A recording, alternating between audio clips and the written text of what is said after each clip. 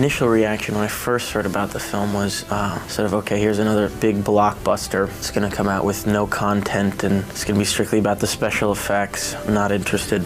And then I met with Jim, and I realized that he sort of understood that in order to make a picture like this, he had to have two sort of central figures that he focused on. And I mean, I read it, and it was truly a fantastic story, and I didn't want to discriminate against it just because it was huge, you know. I phoned Jim Cameron up, and I said, you know, you absolutely reserve the right to, you know, say no, that you don't want me to do this, but I believe that I've got, you know, emotional stuff enough to be able to do this, and, you know, let me prove it to you, let me show you, at least, you know, give me a go. So he screen tested me, and then I kept phoning him up, and I was just basically very determined, because I did feel strongly about it, and, you know, life is short, and, you know, if you want something in life, you really do have to go after it, I think. I'm flying!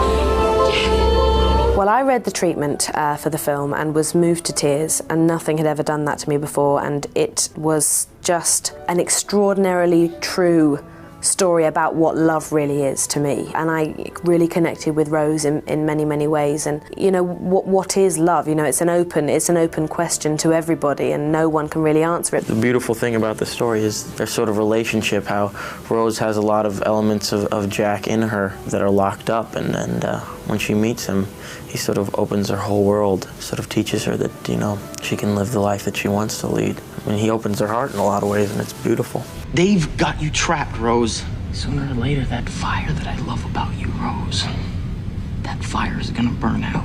You know, when it did feel so fast-paced, you know, I'd walk away thinking, oh my God, you know, I didn't get that right, and was my accent okay? And, you know, I'd always run to Leo, I'd go, tell me, you know, make a suggestion, shall I do it differently this time? And he'd say the same thing back to me, so it was nice to have that kind of very fun bat and ball game that was a constant sort of safety net for both of us. You know, our chemistry and our friendship was so profound. It really was brilliant. We were very, very lucky that we did just click and got on so well all of the time. Kate and I are so much like, we're so close on this film. We're like partners, you know what I mean? I had such a great time with her. I mean, she was like the savior of this entire picture. I mean, not only is she a great actress, but without each other during this film, I don't think it would have been, you know, nearly as, I wouldn't say easy, but it would have been, you know, 3 times as hard, and we were shoulders to lean on, you know?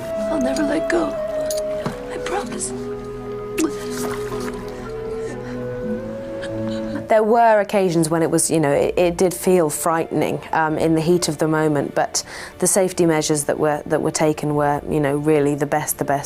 And Jim was absolutely adamant that things had been tried and tested again. This was the hardest movie I've ever had to make by tenfold, so keeping the strength of going in there every day and doing the best you can takes a lot out of you.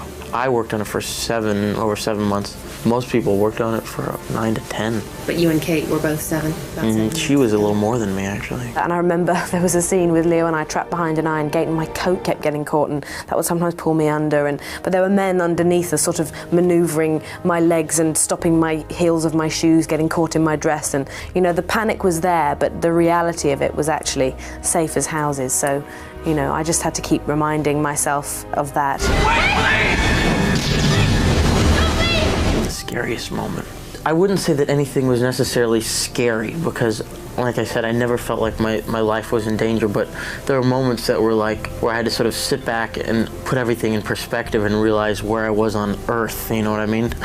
There was one scene in particular where we were on the poop deck, which is the back part of the ship, and we were sort of cabled onto the back as the ship was plummeting down, and Jim actually built that on hydraulics. So we're cabled into that, and below us on the other side of the rail were, you know, like 15 stunt people tumbling on top of each other on bungee cords and falling over each other on top of these steel girders while the ship was tilting upwards. And then you look up and you see, you know, 15 cranes with lights shining on you, and Jim swooping down on an elevator crane to sort of a close-up past you towards a green screen. I mean, it was unbelievable. It was unbelievable. And Kate and I just like looked at each other as, you know, for like the 6th day that we were there, saying, what is going on? How did we get here?